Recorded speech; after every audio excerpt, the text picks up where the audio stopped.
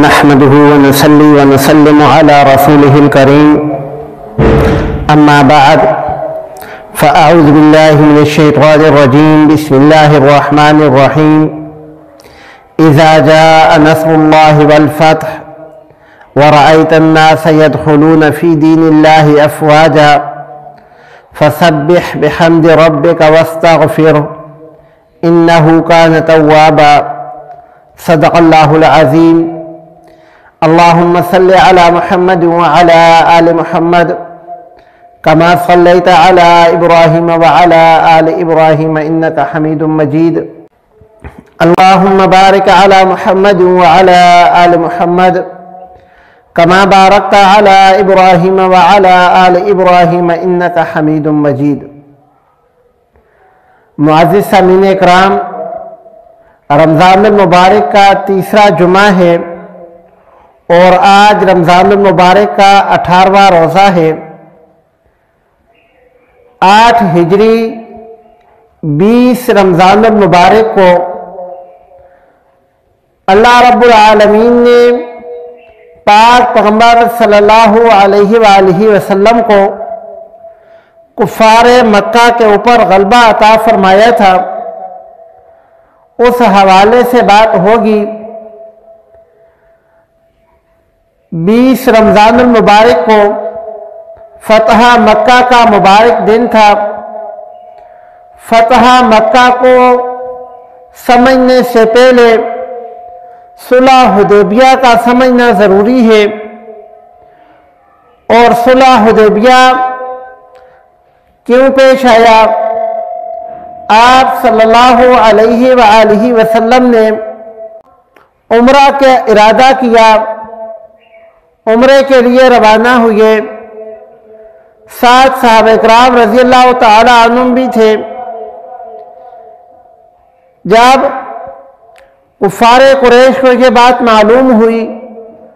کہ آپ صلی اللہ علیہ وآلہ وسلم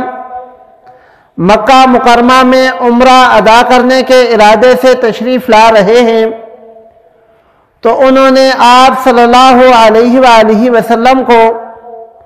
عمرہ ادا کرنے سے روکنے کا پروگرام بنایا، اور آپ صلی اللہ علیہ وآلہ وسلم کو عمرہ ادا کرنے سے روک دیا۔ یہاں اس موقع پر ایک معاہدہ طے پایا، جس میں ایک یہ شرط تھی کہ آپ اس سال واپس چلے جائیں، اگلے سال آ کر آپ عمرہ ادا فرما لیں۔ اس کے علاوہ اس معاہدہ کے اندر کچھ شرائط ایسی تھیں کہ جو ظاہری طور پر نامناسب تھیں، اور جن کو مان لینا ظاہری طور پر مسلمانوں کو مغلوب ہونا ظاہر کرتا تھا، لیکن پاک پیغمبر صلی اللہ علیہ وآلہ وسلم نے حکم ربی سے صلح حدیبیہ کیا، اور اس وقت 2 قبیلے، قبیلہ بنو خزاعہ اور قبیلہ بنو بکر، یہ 2 قبیلے تھے۔ ان دونوں کو اختیار تھا کہ وہ جس کے ساتھ شریک ہونا چاہیں شریک ہو سکتے ہیں۔ چنانچہ بنو خزاعہ نے آپ صلی اللہ علیہ وآلہ وسلم کا ساتھ دینے کا اور ساتھی بننے کا ارادہ کیا اور ساتھی بن گئے، اور بنو بکر والے کفار قریش کے ساتھ مل گئے۔ انہوں نے کفار قریش کو اپنا دوست بنا لیا، اور یہ معاہدہ طے پا گیا کہ جو بھی اتحادی بنے ہیں، اگر ایک آدمی یا ایک قبیلہ یا ایک گروہ دوسرے پر حملہ کرے گا تو وہ اس کے اتحادی پر بھی حملہ تصور ہوگا۔ اس کے علاوہ اس معاہدے کے اندر کچھ شرائط ایسی بھی تھیں جو اس وقت مسلمانوں کو ناگوار گزری۔ یہاں تک بھی لکھا ہوا ہے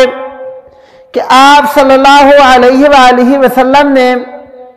مسلمانوں کو حلق کرنے کا حکم دیا، یعنی عمرہ کی ادائیگی کے بعد جو بال منڈائے جاتے ہیں، اس موقع پر اللہ کے نبی نے حکم دیا۔ حضرت ام سلمہ رضی اللہ تعالی عنہا نے آپ صلی اللہ علیہ وآلہ وسلم کو مشورہ دیا کہ آپ سب سے پہلے خود حلق کروا لیں، جب آپ حلق کروائیں گے تو آپ کے صحابہ خود بخود حلق کروا دیں گے، کیونکہ صحابہ اکرام رضوان اللہ تعالی علیہم اجمعین جو اس وقت وہاں موجود تھے سخت صدمے میں تھے، اور وہ ظاہری طور پر ان مغلوب رہنے والی شرائط کو ماننے کے لیے تیار نہیں تھے۔ چنانچہ آپ صلی اللہ علیہ وآلہ وسلم نے حضرت ام سلمہ رضی اللہ تعالی عنہا کے مشورے سے سب سے پہلے اپنے بال منڈوائے، اپنی حلق کروائی۔ صحابہ اکرام رضوان اللہ تعالی علیہم نے جب آپ صلی اللہ علیہ وآلہ وسلم کو حلق کرواتے ہوئے دیکھا تو آپ صلی اللہ علیہ وآلہ وسلم کی پیروی میں لگ گئے اور شرمندگی بھی محسوس کی۔ یہ قافلہ جب واپس مکہ آ گیا، اللہ رب العالمین نے ایک قرآن مجید کے اندر سورت نازل فرمائی، سورۃ النصر۔ اللہ رب العالمین نے فرمایا اذا جاء نصر اللہ والفتح ورأیت الناس يدخلون فی دین اللہ افواجا، جب آپ دیکھیں کہ اللہ کی مدد آ گئی ہے اور آپ لوگوں کو دیکھیں کہ وہ اسلام کے اندر جوک در جوک داخل ہو رہے ہیں، فسبح بحمد ربک واستغفر، تو اے میرے پیغمبر صلی اللہ علیہ وآلہ وسلم آپ الہ العالمین کی تسبیح بیان کریں اور اس سے استغفار کریں۔ یہ سورۃ المبارکہ نازل ہوئی صلح حدیبیہ کے موقع پر جو مسلمانوں کے ساتھی بنے تھے قبیلہ بنو خزاعہ، اس قبیلے والوں پر قبیلہ بنو بکر جو قریش کے ساتھی تھے، انہوں نے ایک رات حملہ کر دیا اور قبیلہ بنو خزاعہ کے کچھ لوگوں کو قتل کیا، چادر اور چار دیواری کا تحفظ پامال کیا۔ چنانچہ عمر بن سالم کی سربراہی میں 40 لوگوں کا وفد آپ صلی اللہ علیہ وآلہ وسلم کے پاس مدینہ منورہ آ گیا اور آ کر ساری بات آپ صلی اللہ علیہ وآلہ وسلم کے سامنے رکھ دی۔ آپ صلی اللہ علیہ وآلہ وسلم کو اس بات سے بڑا رنج ہوا۔ اس کے بعد آپ صلی اللہ علیہ وآلہ وسلم نے کفار قریش کے سامنے 3 چیزیں رکھی کہ 3 چیزوں میں سے کوئی ایک بات مان لو۔ پہلی بات یہ تھی کہ قبیلہ بنو خزاعہ کا جو نقصان کیا ہے، ان کے جو بندے قتل کیے ہیں، ان کا خون بہا ادا کیا جائے۔ دوسری شرط یہ ہے کہ قبیلہ قریش والے کفار قریش بنو بکر سے لا تعلقی کا اظہار کر دیں، کیونکہ معاہدہ بنو بکر نے توڑا ہے،